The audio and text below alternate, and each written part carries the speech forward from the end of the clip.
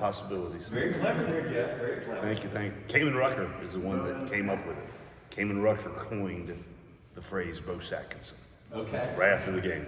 Yep. We can work with all of this. Yep. So many options. So 17 sacks the last 2 games. It's pretty good. Pretty good. One easy explanation is the difference that Cayman makes out there. What is another explanation? I just think so. I think it's been there all along. We've got really good players up front. We keep them fresh. We roll them through the game, and it's just wave after wave of really good players executing at a high level. I think Coach Monachino, Jimmy Lindsay, Cam Spence have done a tremendous job with that group of players. They're tremendously talented. They're highly competitive. They're very, very close. And when you have that, and a lot of guys are getting meaningful snaps and making an impact, it's just contagious. How they've just elevated each other's play, and just it's a relentless wave of really good player after really good player, regardless of the combination that Coach Monachino has in there. So I've been really, really happy with the way they have played the game. And the production is great, but the way they have approached the game, the way they've approached practice, the way they've approached game time and being leaders has been awesome. Cayman Rucker is an amazing player. He's an amazing leader. Glad that he's back in the lineup full time and full speed. But I just think it's a collective mentality of that group that is just elevated week after week. And I'm just glad the production is reflective of how they've approached it. And with that, you guys had 2 picks in each of the last 2 games. But Yep. You should have had some more. Sure. There's a direct correlation there, right? Absolutely. And the Coach Brown talks about it all the time. The number one component is to stop the run. The guys have bought into that. They focused on that. And when you're stopping the run, you're putting them in 3rd and long situations where you can rush the passer, and you know it's a 90-10% pass to run ratio, and you can just cut it loose and pin your ears back. And they've done a good job understanding that stopping the run, doing a good job getting them in 3rd and long situations, forcing them into passing situations helps your ability to rush the quarterback. And the other thing that we've stressed throughout the season, that a bull rush is a good rush. And the last 2 weeks, you've seen that over and over and over, as they're just utilizing the bull rush, the speed to power, and it's paying off for them. And being fresher, I think, obviously helps with that, right? What's that? Being fresher helps with the Absolutely. game. And I think some of the guys that played the first snap, just by the way the game flowed, might have even played less than the guys that were coming in the second series. And they're just very unselfish. They like playing the game together, and they just kind of feed off of each other's success and just add on to it. I was going to say that Mac was in here earlier, we talked about stopping the run. Sure. Really good job these last 3 games. Yep.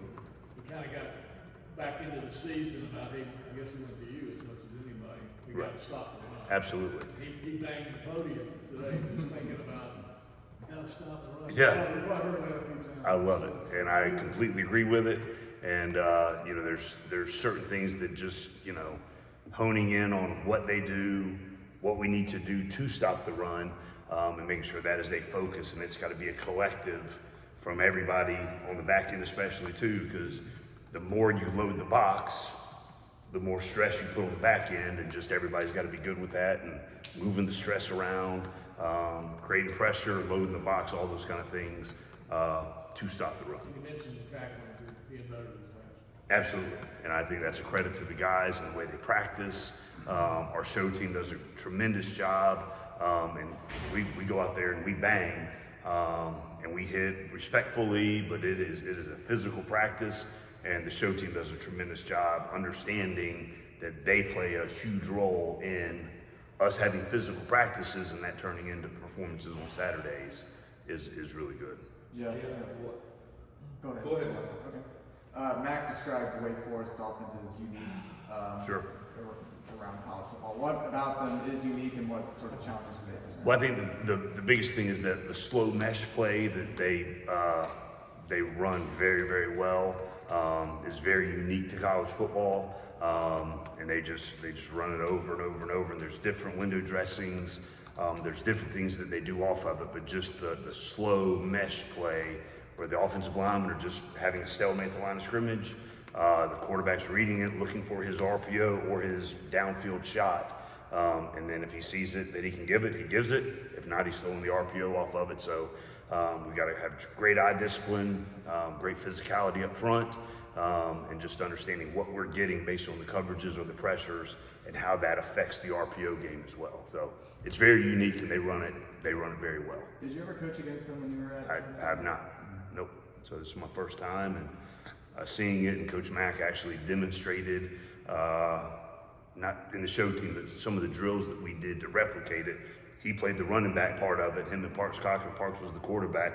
And that was cool to see him out there on the grass giving the look. So, but it's very unique. It's very, very good. Fast twitch. What's that? Fast twitch. Didn't have to be on the slow mesh, so very patient runner Coach was. Eyes downfield, reading the coverage. So him and Parks did a Very tremendous slow job.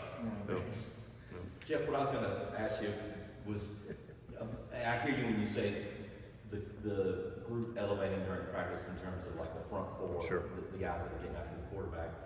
Just watching it the way we do the last couple weeks, it just seems like confidence Yep. and chemistry are two things that are just really starting Sure. to work for you guys. Like when you bring Bo in, the way he's able to play off the other guys, like. Yep. Are those some of the factors in addition to the X's and O's? Like, what sort of elements are you seeing? Well, I think as you one of watch the, them and get you out guys there? have heard me say this for 10 months, is just playing fast, playing free, playing confident, playing together, all of those things that we stress. And it's nice to see it happen on a game day, because it happens regularly out of practice. But to see it actually happen on college football Saturdays to that level is confidence inspiring, and the guys just are feeding off of each other that way.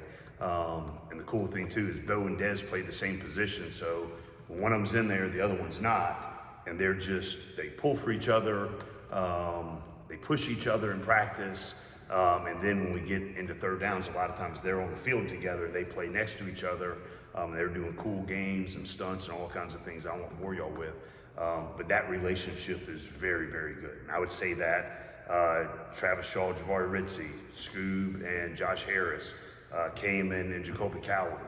Just the bonds and the unselfishness, the conversations that we have on the sidelines, when they're not in, they're still getting the same information. So when it's their turn, we don't miss a beat. And I just think it's a cool thing that we just got to continue to build on.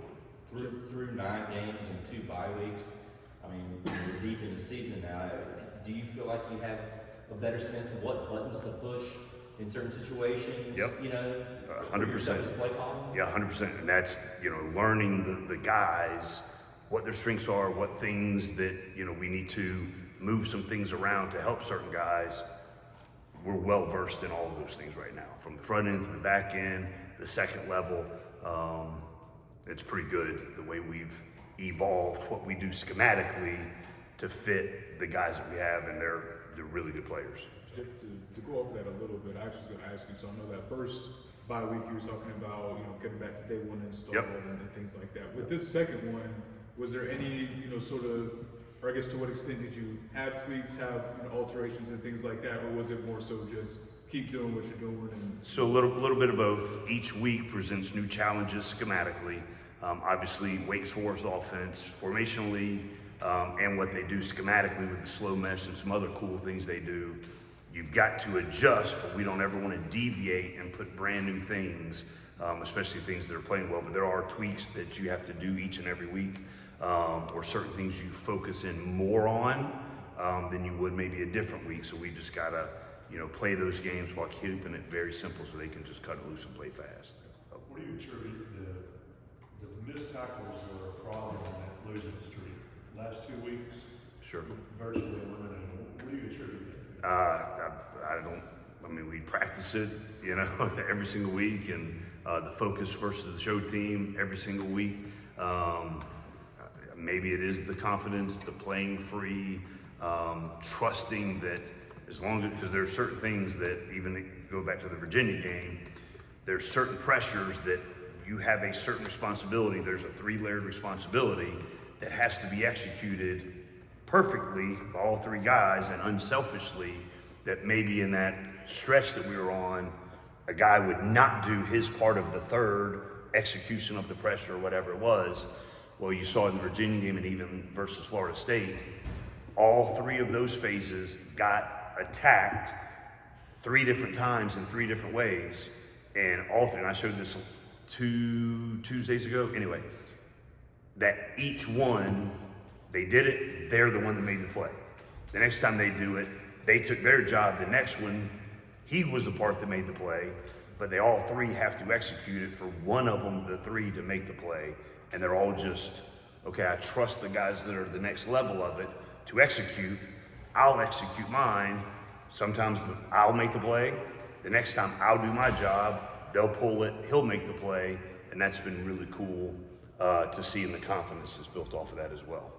Geoff, when you look at Amari Campbell, he came into this season with not a whole lot of experience because Cedric Gray was eating up all the snaps. Sure. But he's pretty quickly become a leader on the defense and a pretty darn good player too. I mean, Yep. that's not normal, is it? Right. I've been very pleased with Amari. Just, I think the leadership and the growth that he's experienced, and even during that stretch where we were up and down playing great, not playing as well, his leadership just elevated and increased. I won't tell the full story of it, that's for another time, but there was a point early in the Virginia game, and we made Amari a captain that game, well deserved. There was a point in that game where he stood on the table and took charge of the defense. And it was awesome to see how he did it, the respect that was gained from that moment, where it was just, all right, okay, I'm gonna listen to what he says, we're good, let's just keep it moving.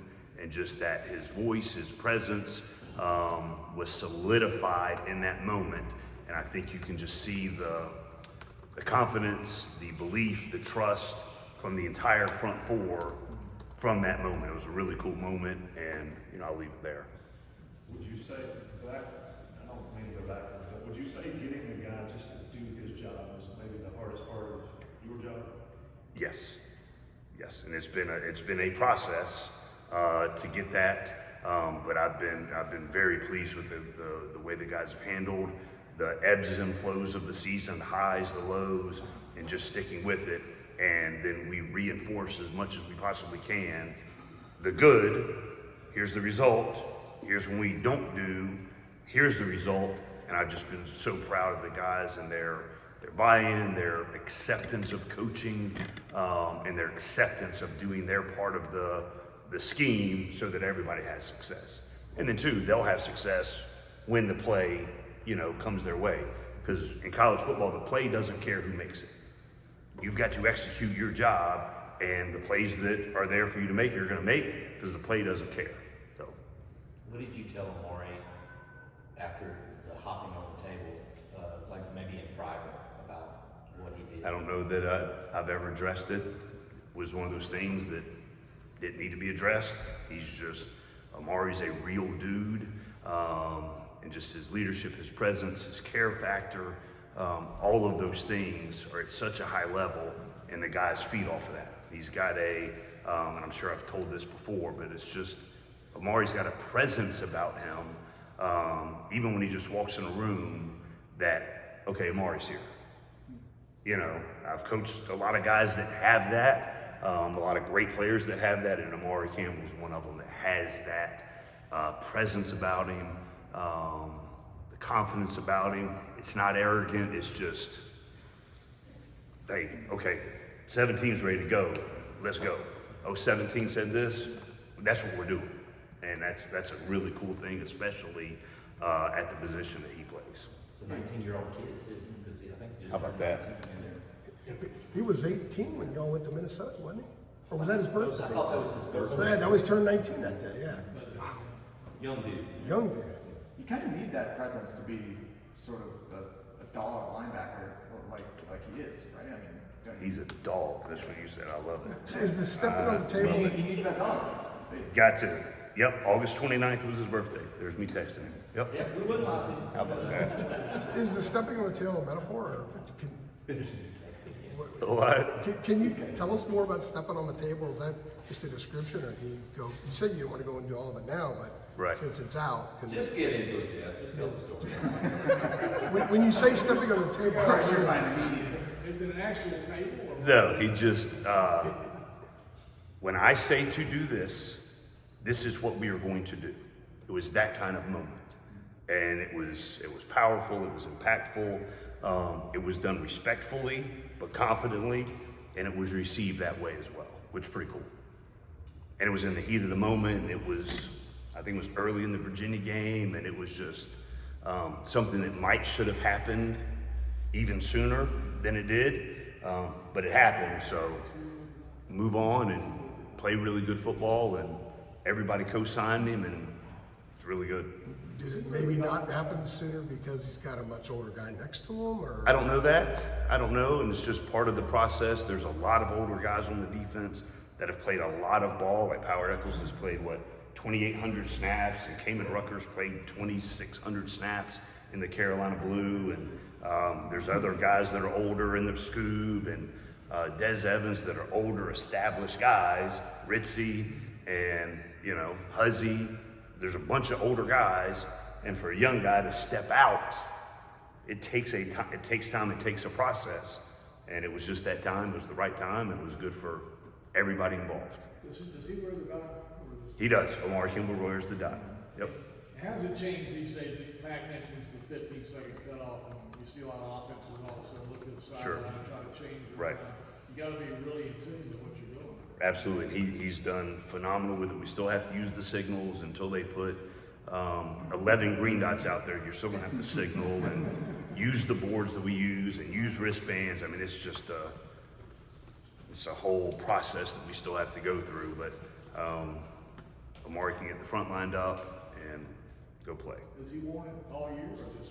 No, I think the last 3 or 4 games, I'm not sure where the part where we felt it was better for him to be wearing it, the Mike backer position. So Was it Power who wore the dot initially? Yes.